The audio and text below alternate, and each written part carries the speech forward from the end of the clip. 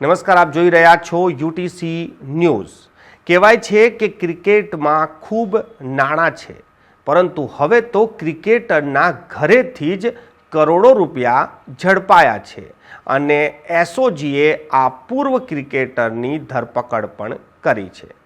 સંપૂર્ણ મામલા પર નજર કરીએ તો સ્પેશિયલ ઓપરેશન ગ્રુપ એસઓજીએ તુષાર આરોઠે નામના પૂર્વ ક્રિકેટર, જેઓ ભારતીય મહિલા ટીમના કોચ પણ રહી ચૂક્યા છે, તેમના ઘરેથી 1,49,00,000 રૂપિયા ઝડપી પાડ્યા છે। રોકડા રૂપિયા, ક્રિકેટની કિટ જે મૂકવાની બેગ હોય છે તેમાં રૂપિયા રોકડા ભરેલા હતા। સ્પેશિયલ ઓપરેશન ગ્રુપ એસઓજીને આ બાતમી મળી હતી કે તુષાર આરોઠેના ત્યાં આંગણિયાથી નાણાં આવ્યા છે। તુષાર આરોઠે જ્યારે આંગણિયાથી નાણાં લેવા ગયા ત્યારથી જ પોલીસ વોચમાં હતી અને તેમના ઘરે રાત્રે 2 વાગે દરોડો પાડી આ રોકડ રૂપિયા પણ કબજે કરવામાં આવ્યા છે। સાથે સાથે આ રોકડ રૂપિયાને જે લોકોને આપવાના હતા, એ જે હોટલમાં રોકાયા હતા, જે મહારાષ્ટ્રથી આવ્યા હતા, તેમની પણ અટકાયત કરી લેવામાં આવી છે। પોલીસને જે પ્રાથમિક માહિતી મળી છે કે આ જે નાણાં છે તે તુષારના પુત્ર ઋષિએ બેંગ્લોરથી મોકલ્યા છે। આ નાણાં કોના માટે મોકલ્યા હતા, શા માટે મોકલ્યા હતા, પોલીસ હવે એની તપાસ કરી રહી છે। તુષાર આરોઠીની વાત કરીએ તો 2019માં પણ ઓનલાઈન સટ્ટો રમાવાના મામલે પોલીસે તેમની અટકાયત કરી હતી।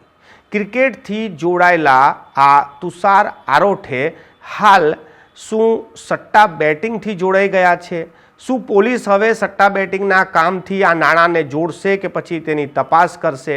ઇન્કમ ટેક્સની પણ મદદ લેવામાં આવશે કે આટલી મોટી રોકડ રકમ તુષાર આરોઠેના પુત્રે બેંગ્લોરથી કેમ મોકલી છે, કોના માટે મોકલી છે, કોની પાસે લઈને મોકલી છે?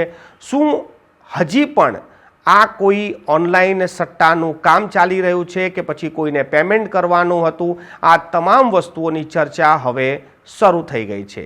તુષાર આરોઠેની વાત કરીએ તો તેઓ વડોદરાના જે દિગ્ગજ ક્રિકેટરો છે તેમના પણ ઘણા સંપર્કમાં છે, કેમ કે એ લાંબા સમયથી બીસીએમાં કામ કરી ચૂક્યા છે, રણજી મેચ પણ રમી ચૂક્યા છે।